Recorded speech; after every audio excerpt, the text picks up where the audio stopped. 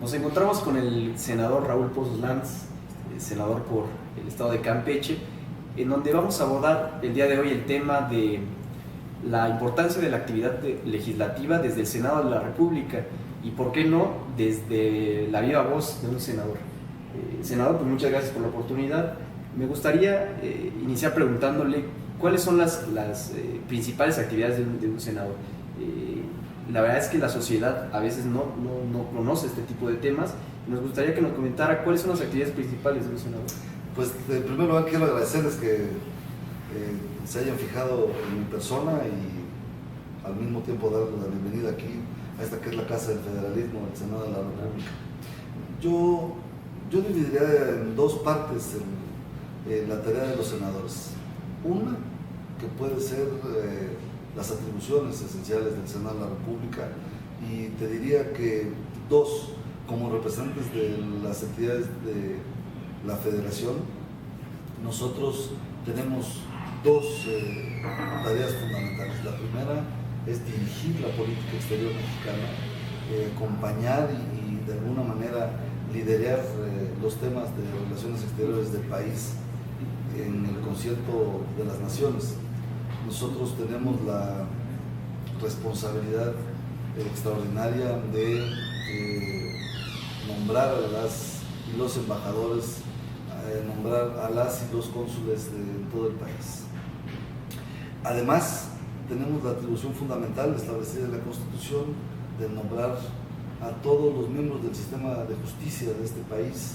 Me refiero a los ministros, magistrados y jueces de la Corte y de todo el sistema de justicia de México. De tal suerte que tenemos dos tareas muy importantes, esenciales.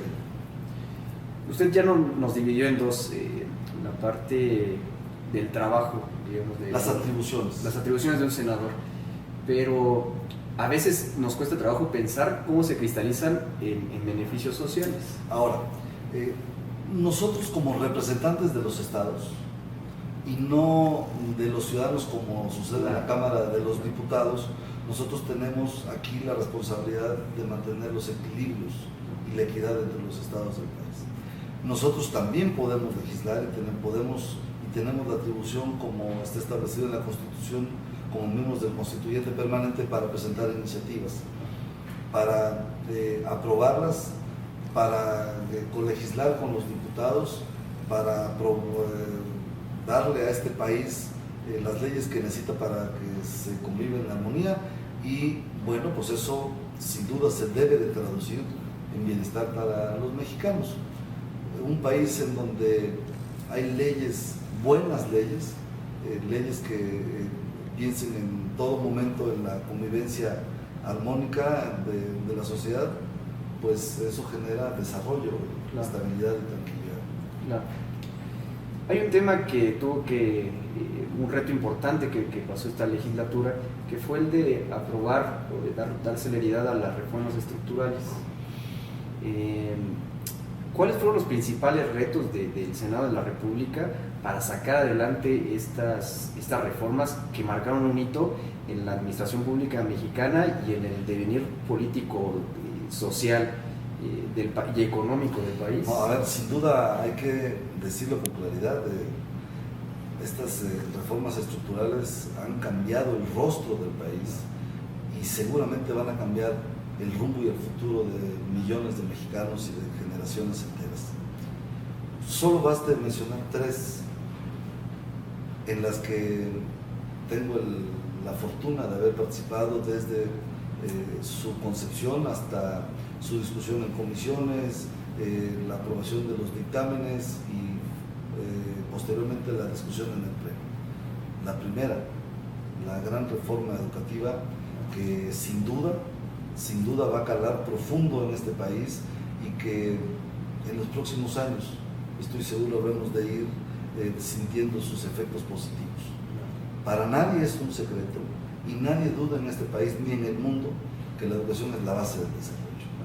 Y si nosotros no aseguramos, como lo hicimos en la Constitución y ahora el gobierno que encabeza el presidente Enrique Peña lo hace en los hechos, si no generamos una transformación en la forma de educar a nuestras niñas, a nuestros niños, a nuestros jóvenes, que en esencia serán los mexicanos del mañana, seguramente estaremos condenando a este país a no transformarse como todos deseamos.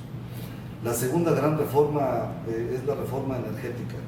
La reforma energética que fue pues toda una discusión de muchos años, décadas, que históricamente es un tema muy fuerte y que para mí, como para millones de mexicanos que estudiamos en la escuela pública, es un tema dogmático, es un tema de ideología.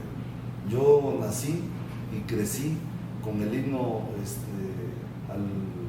al petróleo, a la explotación petrolera. Yo nací, crecí cada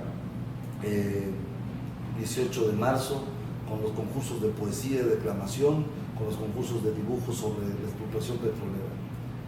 Por eso es un tema tan fuerte y por eso tan importante fue la reforma en materia de energética, porque de alguna manera el discutir si había o no posibilidades de que este país dejara de ser el dueño de los recursos energéticos, que es la riqueza más grande que tiene México, pues era un tema de mucho.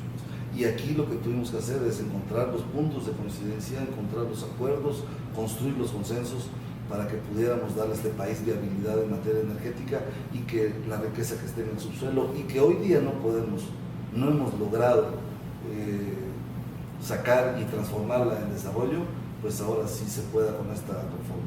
Y finalmente yo me referiré a la reforma en materia de telecomunicaciones, que es el nuevo rostro del país frente a la modernidad y a la competitividad. La reforma en materia de telecomunicaciones, que como yo dije, en su esencia social, como las otras, siempre tuvo como espíritu esencial el beneficiar a los mexicanos.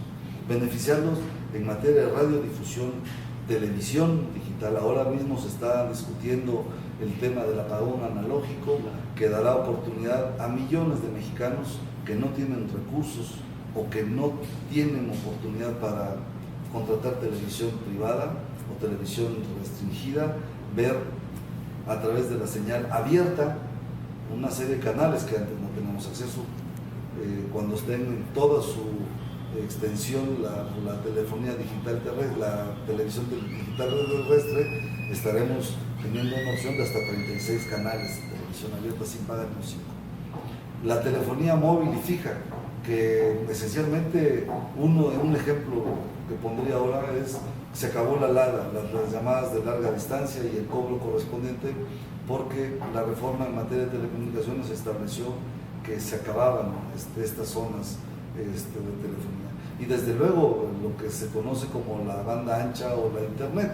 Ahora millones de mexicanos que antes no tenían acceso lo tendrán gracias a esta reforma en materia de telecomunicaciones, que abre la posibilidad para que, por ejemplo, el espectro que está ahí en el espacio y en el cielo, que es lo que derrama de alguna manera, si me permiten el término coloquialmente, toda esa red de información que es la internet, ahora la podrán tener en comunidades muy apartadas las niñas y los niños que están ávidos de conocer y tener acceso a la información como un derecho fundamental establecido en la Constitución.